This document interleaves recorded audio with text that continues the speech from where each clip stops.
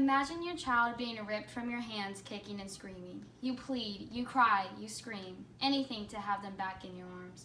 But it doesn't change anything. Imagine finally feeling a little relief that you will finally be safe and not scared anymore. But right as you feel it, it's replaced with despair because you can't be safe. Imagine thinking that you have protection and are in a country where there are so many open possibilities, just to have the moment ruined because you don't know how to start. You can't make a life for yourself without getting basic needs met first. These are real situations for real people. Immigrant families need our help because of the awful things that they are having to go through. To do this, we can get rid of the zero tolerance policy and metering policy and bring back the family case management program. For the past few years, I've been seeing many things about immigrants, specifically children, that are treated horribly and can't do anything to get it to stop. I have seen countless petitions, protests, and social media posts about it. Recently, it's been a very hot topic. I decided to do my own research to understand what's going on and see if it really is as bad. And I can tell you that it really is just as bad as they say, and according to the survey that I conducted, 90% believe or know that it is too. Today I will discuss what is going on to cause people to need us, what we can do to provide for their needs, and the outcomes if we do these things. First, let's talk about why these people need our help. Children, some as young as 5, are being separated from their parents. They are coming over to a new place where they know no one and can't speak the language, and then they are taken away from the only person that can make them feel safe. The Catholic Legal Immigration Network Incorporated, or Clinic, has an article on their website where they asked some immigrant families what they would do or say to prevent and end family separations, and they compiled a list of the answers and testimonies. One mother wrote, "Tearing a mother away from her child destroys both of their lives forever. It ruins a life. When you separate a child from his mother, you take away their strength, their hopes, their goals, their dreams. It makes them feel frail, in danger, and defenseless. You have no idea the enormous harm that you have caused. They are forever scarred."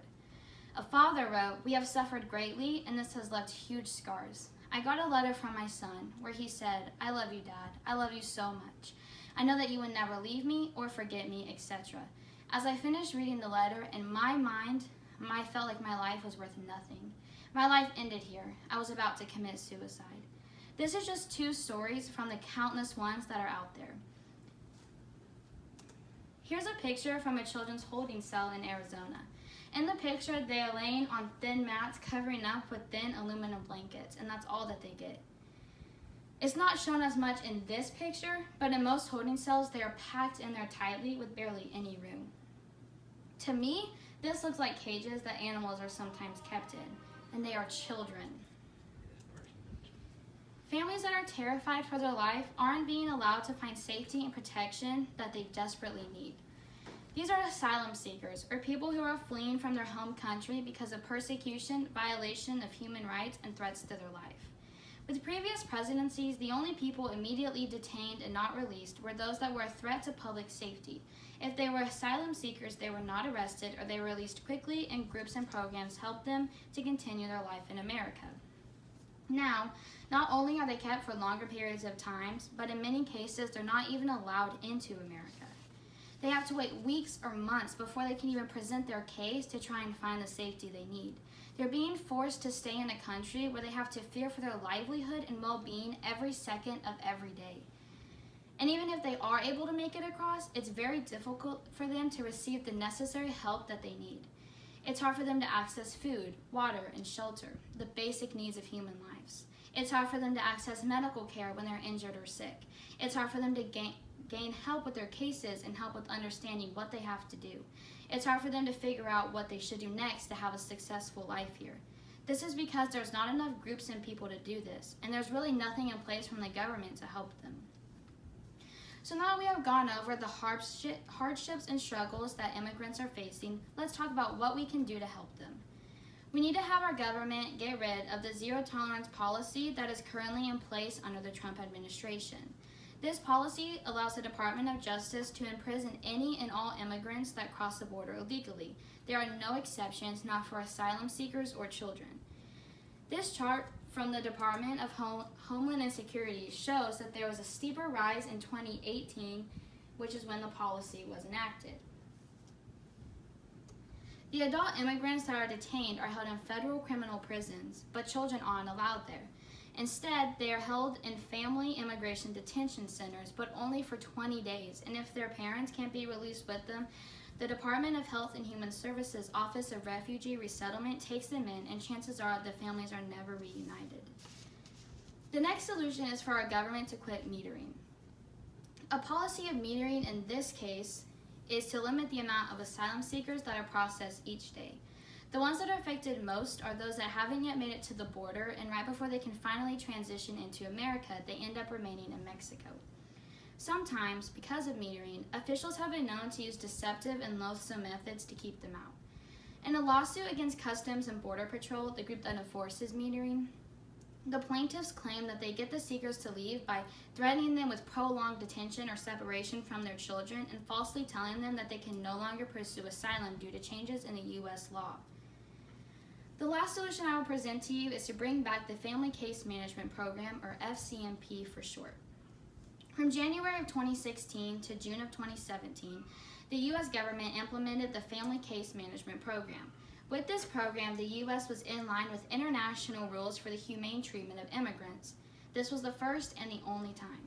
The group helped families access basic needs to survival, and they helped illegals with their cases. Sadly, while FCMP was supposed to be a 5-year program, ICE terminated it in June of 2017, and they gave no good reason as to why they did this.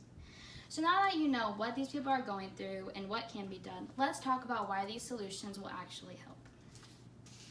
Getting rid of the zero tolerance policy currently in place would help stop the separating of children from their families. In July of 2018, the Department of Human Health and Services reported that 2,551 children of ages 5 to 17 were separated from their parents. This was in the beginning months of the policy. Now, before this policy, in the month of May, they only separated 703 families. They did not report the number of children, so we don't truly know the difference in numbers, but it would most likely be much less than the amounts that they reported in July. Getting rid of the zero tolerance policy would not stop all families from being separated, but the statistics show that it would at least help less children to be alone. Getting rid of the action of metering would help more families find safety here. If we could stop officials from metering, then we could get terrified people some protection so they could feel safe. They wouldn't be forced to wait an insane amount of time to be able to come across, and it would be a lot quicker and we could save their life. And they wouldn't have to deal with the mental turmoil and abuse that comes with being lied to and threatened. And bringing back the Family Case Management Program would help immigrants. According to ICE, the FCMP was first tended to the basic necessities when these families arrived, ensuring they had appropriate access to food, shelter, and medical care so that they would be more ready and able to comply with immigration requirements. And according to the Women's Refugee Commission, FCMP was extraordinarily effective in achieving the government's goals of compliance with immigration requirements and outcomes, with more than 99% appearance rates at ICE check-in appointments and immigration court hearings. The program did this a whole lot cheaper than detention does now. This chart from the Kaiser Family Foundation shows the price of detention compared to the FCMP. This is the amount for a Family Case Management Program. And as you can see, it clearly shows how much of a difference the cost is. It also has a positive impact on access to legal protection and causes less psychological and physical harm than detention. Also, ICE and GeoCare, a group that partnered with ICE to help the FCMP. FCMP was a resounding success, so we should bring it back. It helped immigrants access things that they need that they can rarely access now. It helped more immigrants to meet their requirements, and it was cheaper and caused less problems.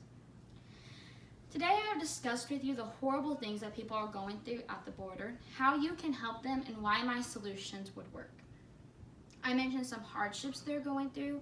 I mentioned that we should get rid of the zero tolerance policy and metering policy, and that we should bring back the Family Case Management Program, and then I explained why each of these would help. I hope that now if you see a petition, you sign it. If you hear of a protest, you go, and if you can donate, you do. These people may come over here illegally, but they're still living, breathing human beings who do not deserve to go through the things that they do.